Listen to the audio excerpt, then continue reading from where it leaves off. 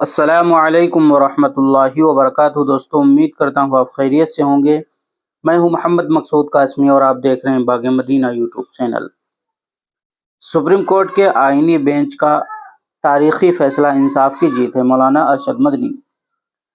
جمعیت الموحدین کے صدر مولانا ارشد مدنی نے جو ان دنوں ایک بین الاقوامی کانفرنس میں شرکت کے لیے ازبکستان گئے ہوئے ہیں، اس فیصلے پر اپنے اطمینان کا اظہار کرتے ہوئے کہا کہ ہم عدالت کے اس فیصلے کا خیر مقدم کرتے ہیں۔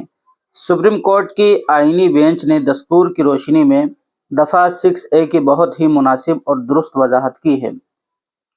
انہوں نے کہا کہ آئینی بینچ کے اس فیصلے سے آسام میں شہریت کو لے کر اندیشہ اور خدشات کے جو بادل چھائے ہوئے تھے وہ بڑی حد تک چھٹ گئے ہیں۔ اس فیصلے کا سماج میں رہنے والے ہر شخص کو فائدہ پہنچے گا۔ مولانا مدنی نے کہا کہ نفرت اور تعصب کی سیاست کے اس دور میں جہاں ایک طرف اس طرح کے مسائل کھڑے کر کے مذہبی شدت پسندی اور منافرت کی آگ لگانے والے لوگ موجود ہیں، آئینی بینچ کا یہ فیصلہ بتاتا ہے کہ آگ پر پانی ڈالنے والے لوگ آج بھی موجود ہیں۔ مولانا مدنی نے یہ بھی کہا کہ موجودہ آسام حکومت کھل کر مسلم مخالف ایجنڈے پر عمل پیرا ہے۔ اس کی پوری کوشش تھی کہ دفعہ 6A کسی طرح منسوخ ہو جائے، کیونکہ اس صورت میں 50 لاکھ مسلمانوں کی شہریت خطرے میں پڑ سکتی تھی۔ صورتحال یہ ہے کہ وہاں کا وزیر اعلیٰ آئے دن مسلمانوں کے خلاف زہر اگل رہا ہے۔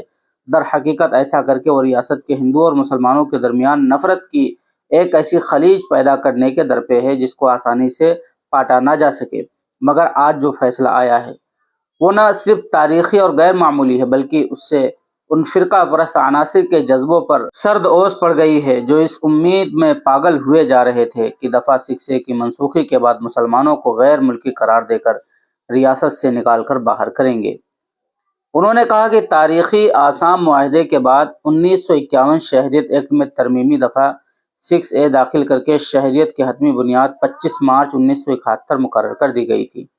اس ترمیم کو پارلیمنٹ میں باقاعدہ منظوری دی گئی تھی اور اس کو تمام اپوزیشن پارٹیوں نے بھی تسلیم کیا تھا، ان میں BJP بھی شامل تھی، لیکن بعد میں اس حساس مسئلے کو سیاسی رنگ دے دیا گیا اور زور شور سے تشہیر کیا گیا کہ اس ترمیم سے جو لوگ غیر قانونی طور پر ریاست میں داخل ہوئے ہیں انہیں شہریت مل جائے گی۔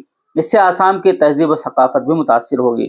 انہوں نے کہا کہ اس مسئلے کو فرقہ پرست عناصر نے نہ صرف فرقہ وارانہ رنگ دے دیا بلکہ اس کے نتیجے میں ریاست میں NRC بھی نافذ کر دی گئی، مگر دفعہ 6A کو لے کر تذبذب برقرار رہا، کیونکہ اس کو غیر آئینی قرار دینے کے لیے کچھ تنظیمیں اور لوگ سپریم کورٹ چلے گئے تھے، اس لیے شہریت کے لیے حتمی تاریخ کا تعین بھی نہیں ہو سکا تھا۔